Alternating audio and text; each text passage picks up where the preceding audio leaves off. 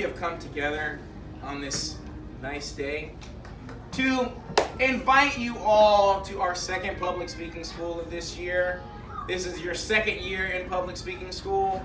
I saw some great assignments earlier today. I've got some great student speakers who have been preparing all week for their parts. So we're going to have our public speaking school. We're going to enjoy it. We're going to have fun. We're going to be appreciative. And then we will celebrate. So I'm going to quickly introduce all the speakers before we get started. Handling our public talk entitled American Imperialism will be our dear friend, Mr. Rafi McBibb. Handling the Digging for Historical Gems part will be a great man, Mr. Octavian Pinescu.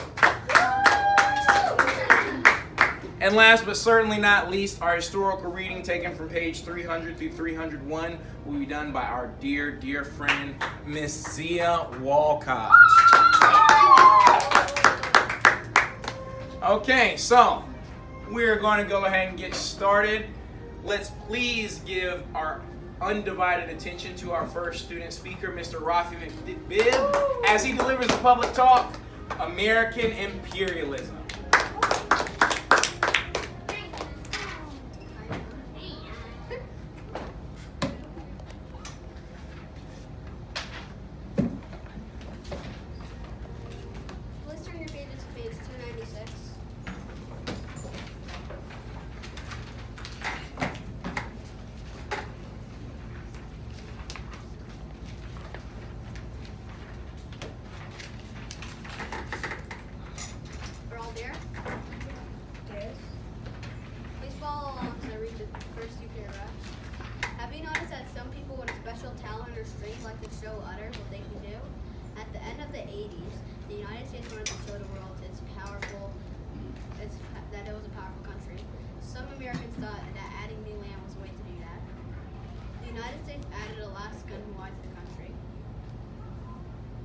Imperialism is a policy of extending a country's power and influence through democracy or military force, like how Europe was for taking land from places like Cuba. Imperialism is also often used how Americans were taking slaves. Imperialism basically was taking away from another country. Russia offered to sell its colony of Alaska to the United States. The United States said yes to the offer, so Alaska became part of the U.S. People didn't need a passport to go there since it was already part of the state. Part of the country. The most reason people moved there was because the land was very cheap and very quiet. For much of the 1800s, the United States gained territory in the West and in North America. During those years, settlers from the East moved to new lands of the West, and they began to mix with the American Indians, Mexicans, and others who already lived there. By the late 1800s, the country could no longer expand westward. Some people believe that the United States had reached the end of the frontier.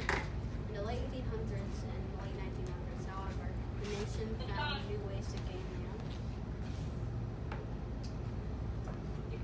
Yellow journalism is like exaggeration or being dramatic. If you're not familiar, just watch the news. It seems to have a lot of yellow journalism. Fake news also leads to yellow journalism. The reason it led to imperialism is because there were being a lot of rumors spread about one country to another, which made other countries use their full military force to get back at others. This led to conflict between countries. Alaska, the vast region. Alaska is twice the size of Texas. It includes glaciers, volcanoes, grassland, and forests, and rainforests.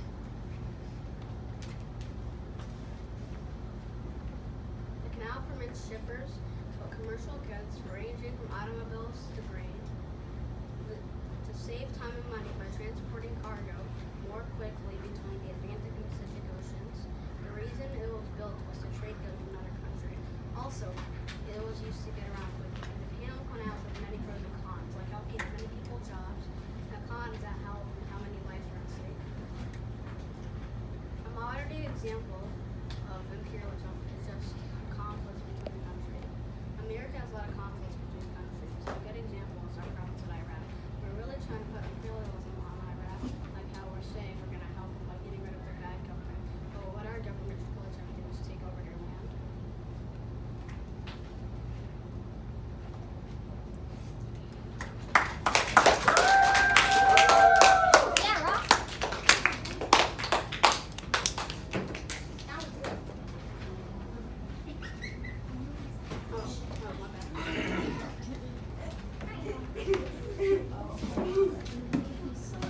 tell that the man loves the stage because, boy, he didn't want to sit down after he was even finished with his talk.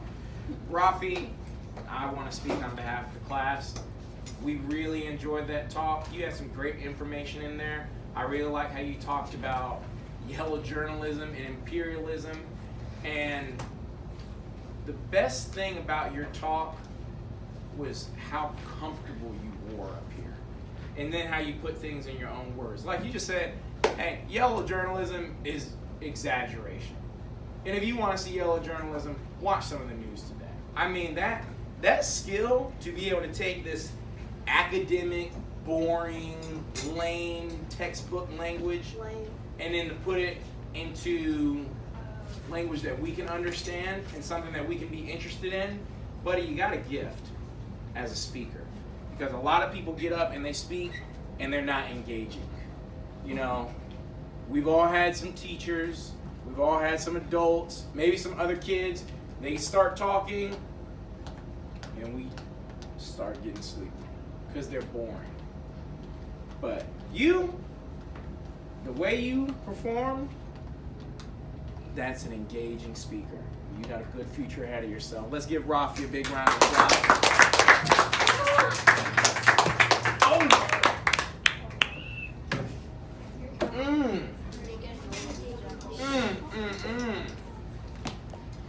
You know, I was out this week on Wednesday, and I was just really doing something. And now I think it's got my back hurting. I was what was I doing? I was digging for historical gems, but I said I'm sick of this back pain. I need to go get a legend. I need to go find the greatest champion in History Mania history.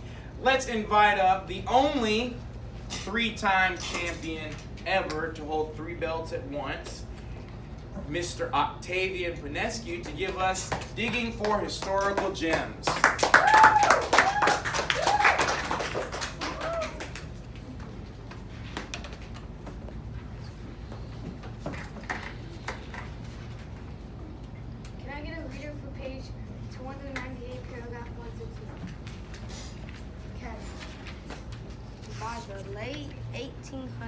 The plantation owners most of the land and businesses in Hawaii. Many Hawaiians were unhappy with the planters' increased wealth and power. Queen Leontukilani wanted power and land to return to the native Hawaiians. The wealthy American plantation owners feared the Queen plans. They led a revolt in 1893 that forced the Queen from power. After the revolt ended, Americans in Hawaii asked to join the United States. In 1898, Hawaii became a U.S. territory. In 1859, it became the 50th state.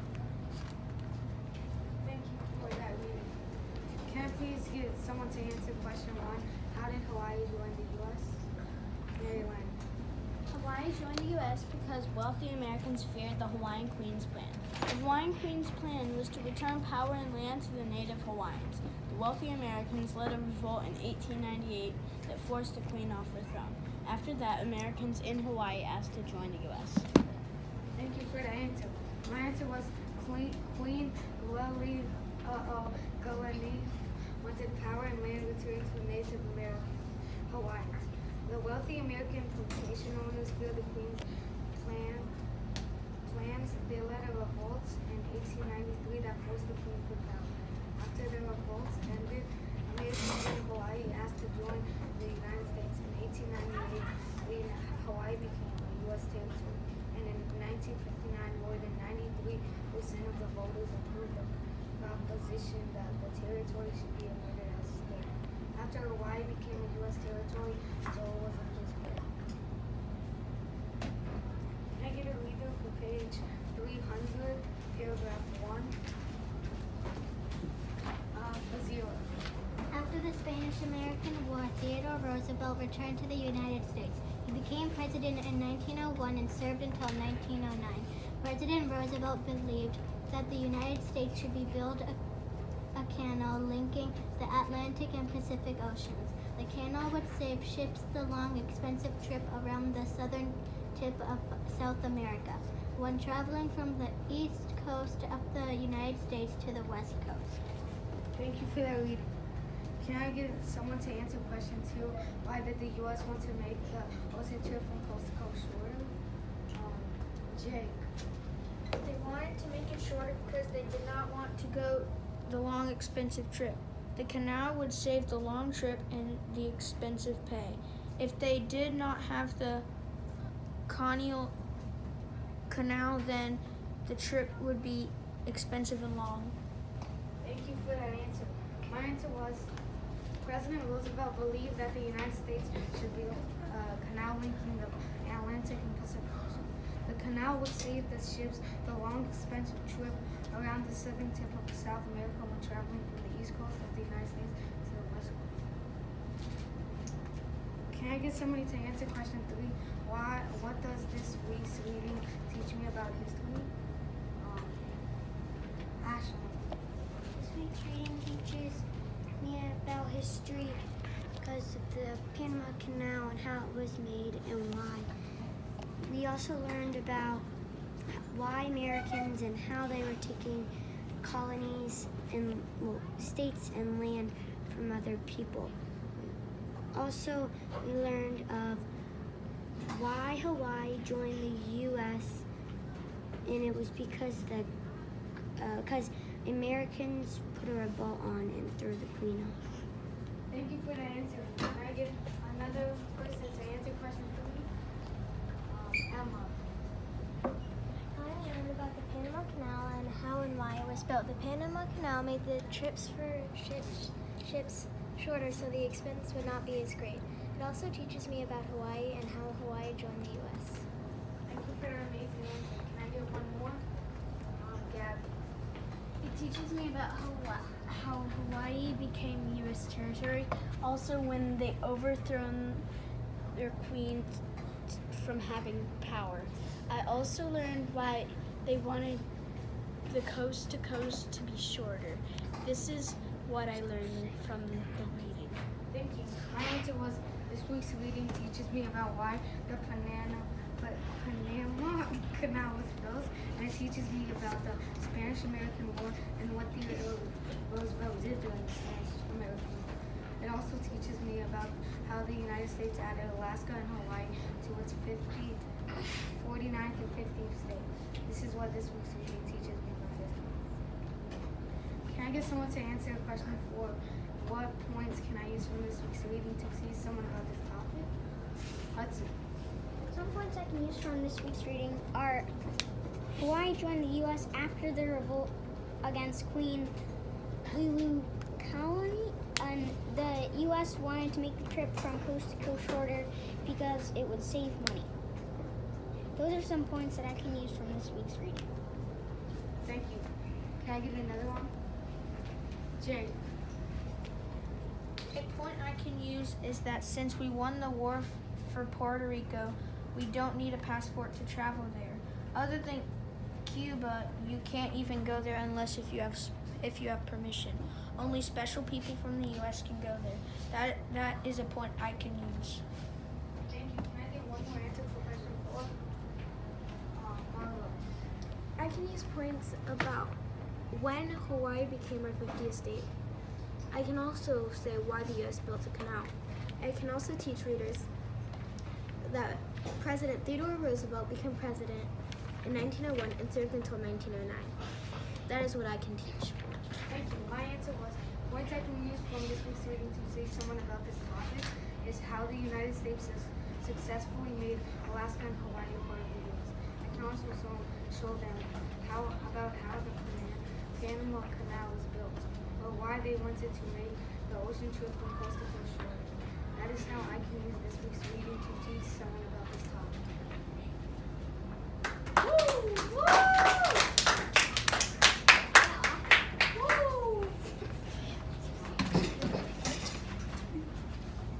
Goodness gracious.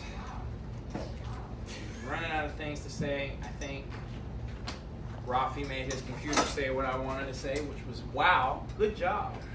Because, buddy, efficiency, coming up here, being about business, and really the way you conducted that part, golly, I mean, it was just so good. Just when you were taking comments and you say, okay, let me get one more answer. What that showed me, you were paying attention to your time. 7 minutes, 16 seconds. This part is designed for you to go between 7 and 8 minutes. Aki hit that, and he made sure that his part was going to be a part that people can watch for years to come when they get assignments on public speaking school. Don't think that this is only being recorded just for you all to go back and look at. For as long as I'm here, when we have public speaking school, former students are going to have their part showcased for new students to see. So when I do get a new group next year, if I'm still here at Briar Lake, I'm going to tell them, hey, if you want to find out how to really do digging for historical gems, go watch the September 21st Merrigan's class, public speaking school, and pay attention to Aki. Same thing if they're giving a public talk. Pay attention to Rafi. And I'm going to make a prediction. I'm going to tell them the same thing for our historical reading. So, before we introduce our last student speaker, let's give a big round of applause to Mr. Octavian Finescu. Now, children, we've come to the end of our public speaking school, but we are going to have a great closer to close it out. We're going to give a warm welcome to our dear friend, Miss Zia Walcott, as she goes over the historical reading, taken from page 300 and 301.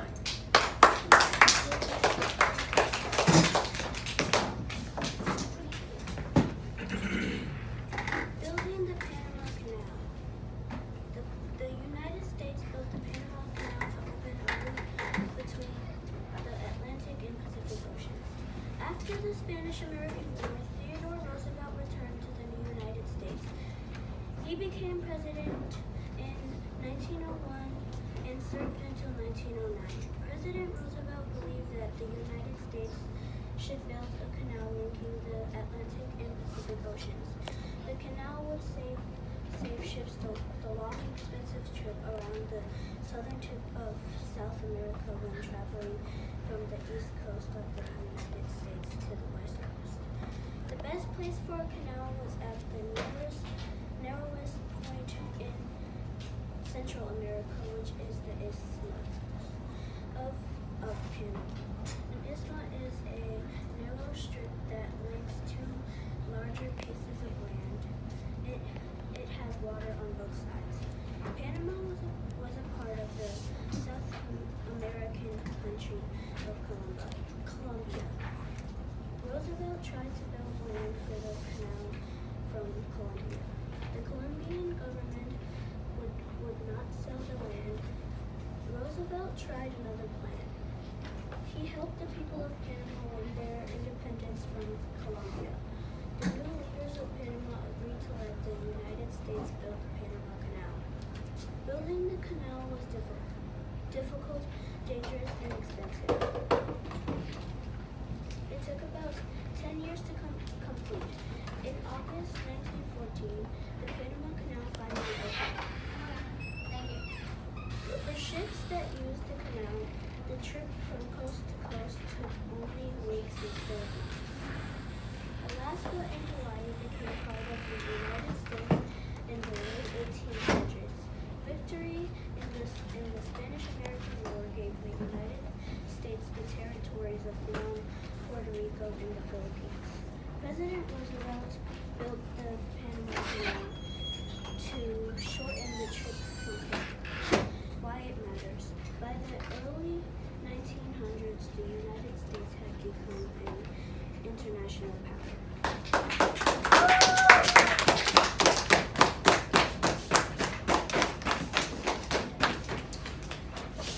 Zia,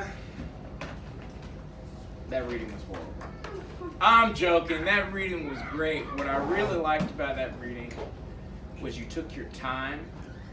And within her reading, if you noticed, she would emphasize certain points. She would speak a little lower on certain points. But she really modulated. She really went with the material. For example, when you read a question, there's two ways to read a question. The right way or the wrong way. If the question is why it matters, and you read why it matters, you're not reading it the right way. But if you read it like how Zia read it, why it matters, then you're showing that you're a capable reader.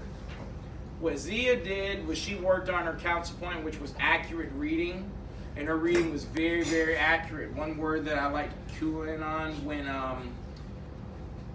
we were reading page 300 and 301 is the word Puerto Rico. Now that's a word that, if you see how it's spelled, you can make a mistake. Puerto. You can say Puerto or Puerto. That's not the way to pronounce that word. Puerto Rico or Puerto Rico. Whichever way you want to pronounce it, but those are the two ways to pronounce it. If you don't practice, you won't be able to figure that out. Zia practiced, her reading was accurate. She's another great example of what to do when we have public speaking school. And you know, when we achieve a successful public speaking school, we have made it a very special time.